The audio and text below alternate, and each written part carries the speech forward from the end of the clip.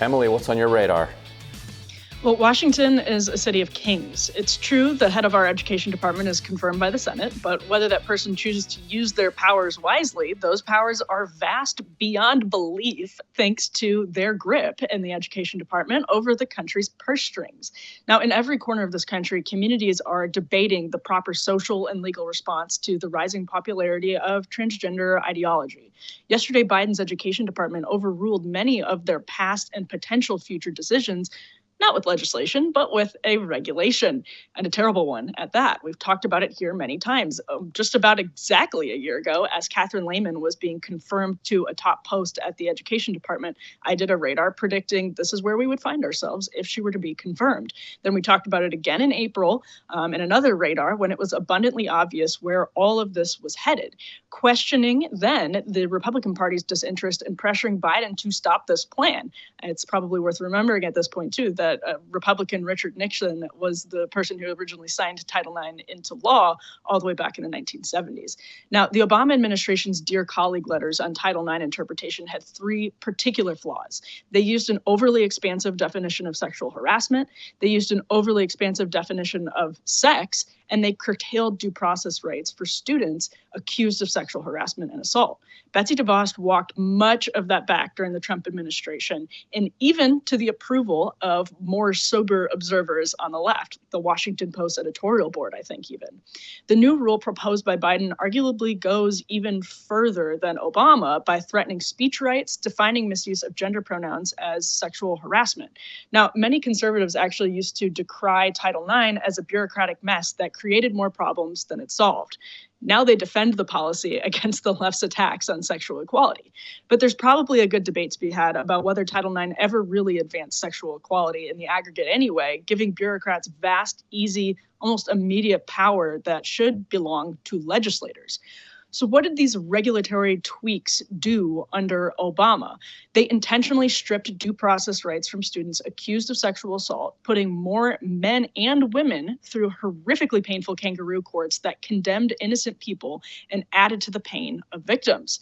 They confused the definition of harassment and assault, then they thrust schools into culture wars and compliance nightmares by suddenly declaring that, quote, on the basis of sex, the famous wording from Title IX also meant on the basis of gender identity, tying federal money those schools depended on to meeting controversial new standards based on controversial research and psychiatry.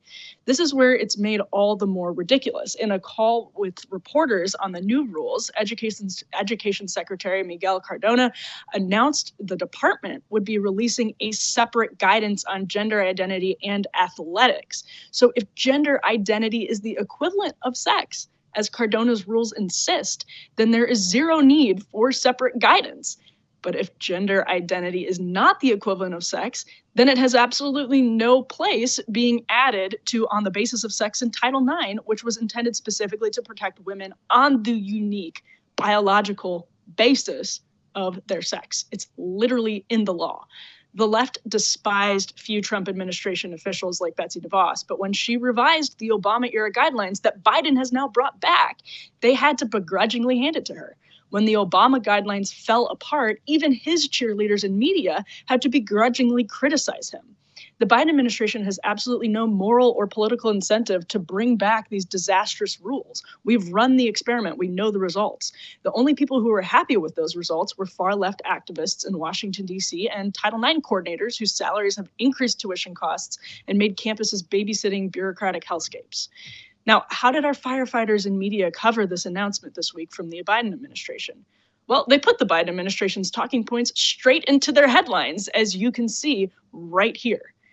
Now, this is how the activist class is dragging down the Democratic Party and the media. That, of course, is not to say Republicans don't have their own problems with that, but nearly every major institution, from corporations to the media to Hollywood, is under the thumb of cultural radicals on the left who have purged all dissent to the point where their ideas have just become unchecked nonsense. And in a country with vast federal bureaucracy based here in Washington, D.C., where administrators have incredible power at their fingertips, that unchecked nonsense becomes even more dangerous. So here's wishing Title IX a very happy 50th birthday.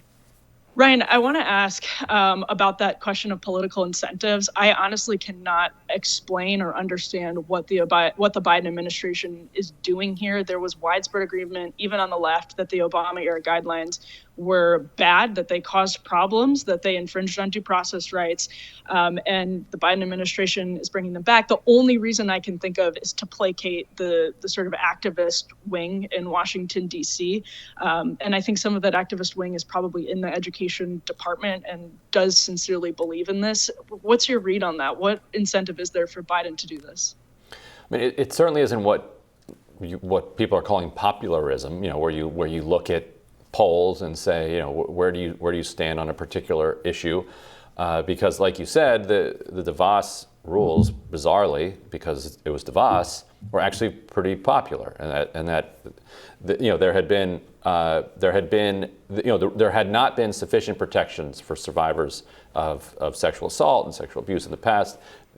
People genuinely felt that there was an overcorrection, and that not allowing due process, not allowing some elements of due process to students in colleges was unfair, and so it kind of came back to a middle ground, and it was one of those, evolutions of policy that both sides, we're mostly like, none of this is perfect, but we've gotten to a better place as a result of this back and forth. Of course, like you said, the hardcore activist base within that never felt that way.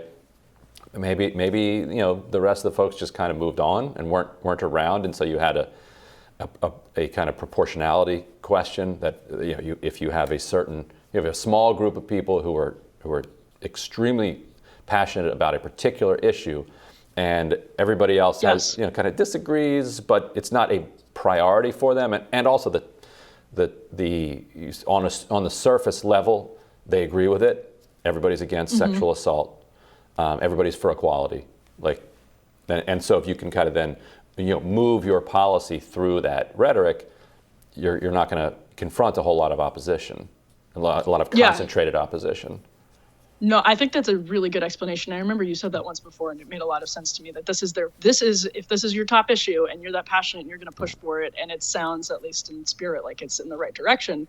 Yeah. The only other question I'll toss your way, Ryan, it's a busy news day, is about the Dear Colleague process, because this is basically just re-enshrining what was done through a Dear Colleague letter, and DeVos sort of tried to walk it back. But to me, it's just kind of crazy that because of federal funding, the Department of Education is able to have this level of regulatory power. Maybe you disagree with that. I would be curious to hear. I think it's, when we're trying to go through the democratic process in all these communities around the country, whether it's on how we adjudicate sexual assaults or how we run sports teams, to have that sort of overridden by regulations from the Department of Education, to me, it seems anti-democratic. But I'm curious what you think.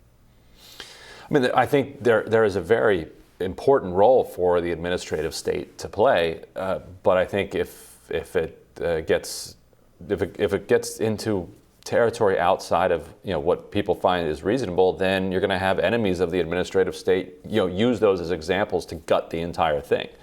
And so I think that you have to there has to be some responsibility with how that power is wielded.